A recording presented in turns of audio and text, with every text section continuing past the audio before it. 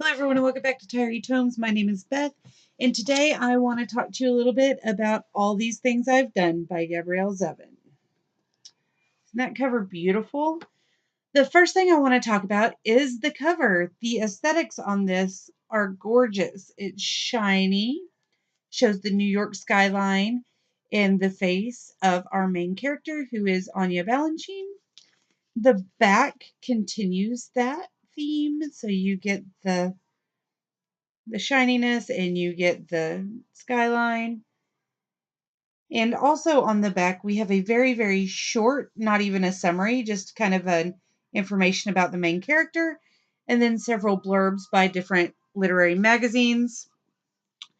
Most of those blurbs mention that there are star-crossed lovers. They focus on the romance of the situation. There is a romance in this book, and it's a good romance. It did not dominate the story like I thought it was going to after reading the blurbs. Yes, there's a romance, and yes, they are kind of star-crossed lovers. The reference to Romeo and Juliet really threw me off. They're not really Romeo and Juliet-esque. I guess they could be considered kind of that way, but I like them and I hate Romeo and Juliet, so not really seeing the connection there. However, the story is original. It is set in 2083 when alcohol is not illegal for minors. However, chocolate and coffee are illegal for everyone. They, in the very first few pages of the story, are going to a speakeasy or coming back from a speakeasy. That is the coffee speakeasy. Run by one of Anya's cousins. Anya Balanchine is our main character.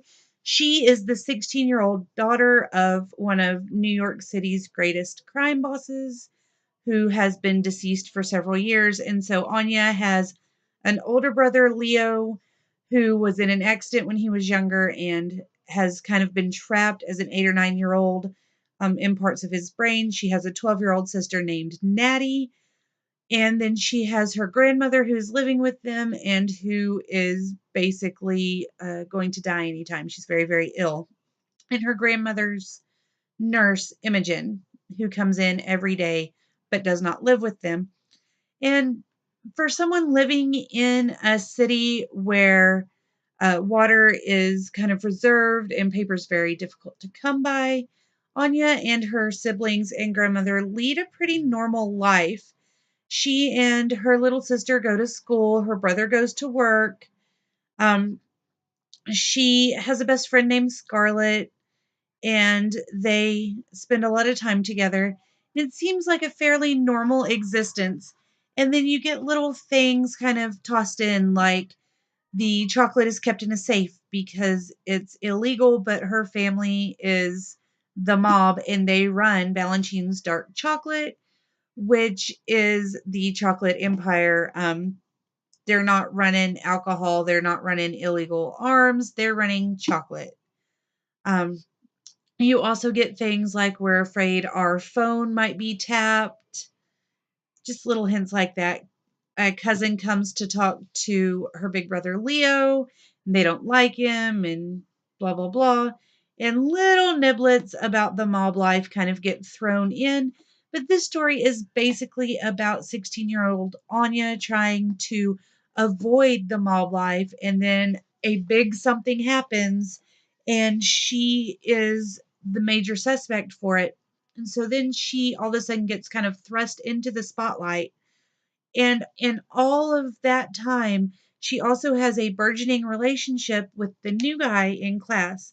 And what I love the most about this book is that the love is not insta love. There's an instant attraction, but there are several times in the book where it's commented that because of her family, she can't really be with him, or she's just trying to focus on getting out of high school and taking care of her family, and she doesn't have time for this.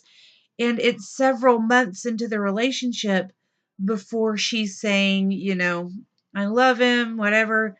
He has to talk her into dating him there's an instant attraction, but they're not saying, I love you right off the bat. They're not just enamored with each other so much that they cannot see past it.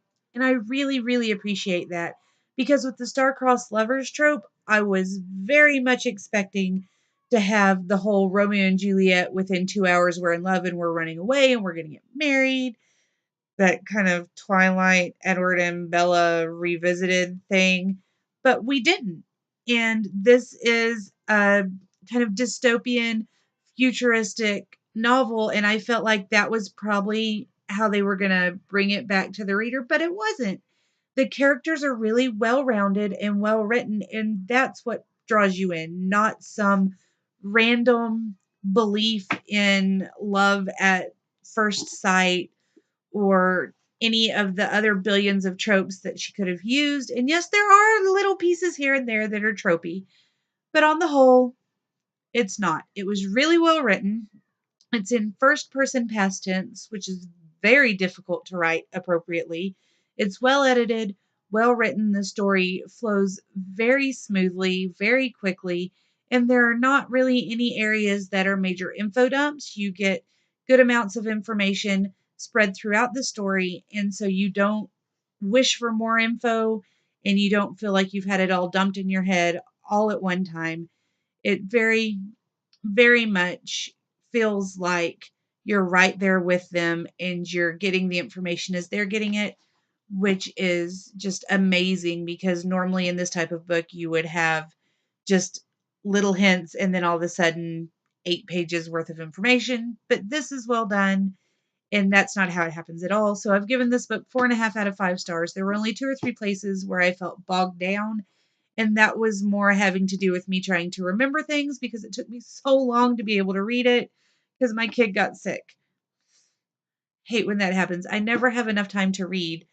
But this book was very much worth it. Thank you, Brittany, because this was my pick that she sent me for my blind date with a book when I ordered from her Etsy shop. So I really appreciate that. She hit a home run. And if you have ordered a book from Brittany, if you have read this book, if you have other things by Gabrielle Zevin that you think I should read, if you just want to tell me hi, leave me a comment down below. Don't forget to give me a big thumbs up and subscribe if you're new. I'll see you guys later. Bye.